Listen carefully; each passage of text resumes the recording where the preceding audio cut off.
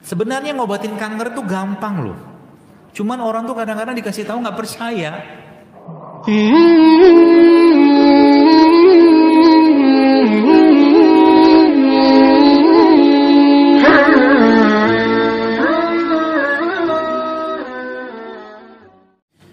Besi tidak Allah ciptakan di atas muka bumi, tapi besi Allah turunkan dalam proses reaksi terjadinya atau terciptanya alam semesta kita, namanya proses Big Bang.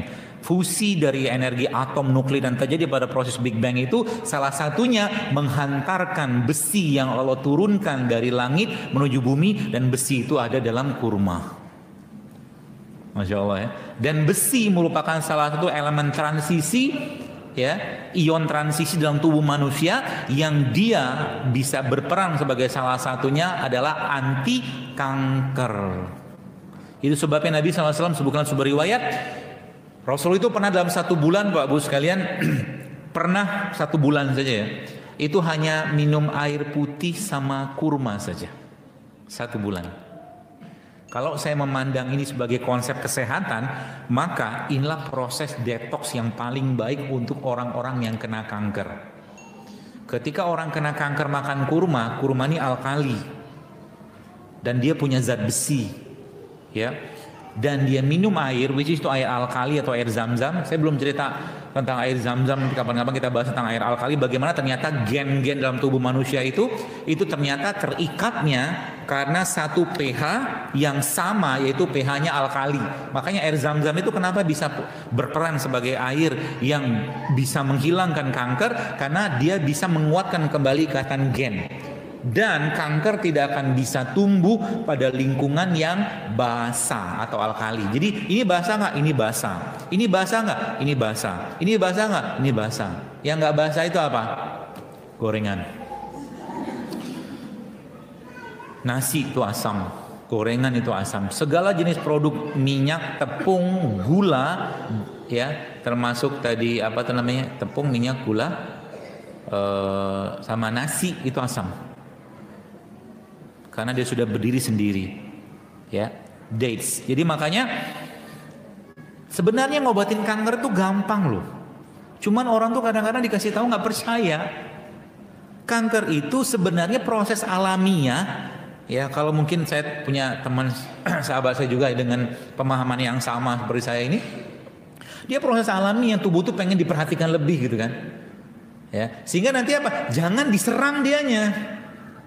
Kemoterapi itu kan menyerang dia, marah dia, ya, rontok semua sistem-sistem yang lain. Jadi caranya gimana? Bikin dia starving, bikin dia kelaparan. Kelaparan pertama, jangan kasih asupan nutrisi yang dia suka. Nutrisi yang paling dia suka apa? Gula pasir, salah satunya. Yang pertama apa? Yang pertama. Yang kedua apa? Yang dia nggak suka apa? Puasa. Dan produk kayak begini nggak suka, termasuk Fe atau besi yang ada pada kurma seperti ini, itu dia nggak suka banget. Lama-lama dia akan pergi sendiri, gitu. Kenapa orang habis kena jilatan anjing disuruh cuci pakai air dan salah satunya dicuci pakai tanah? Karena ternyata jenis mikroba yang ada pada air liur anjing itu habitatnya ada di tanah. Jadi tanah itu mengantarkan dia kembali ke dalam bumi. Subhanallah.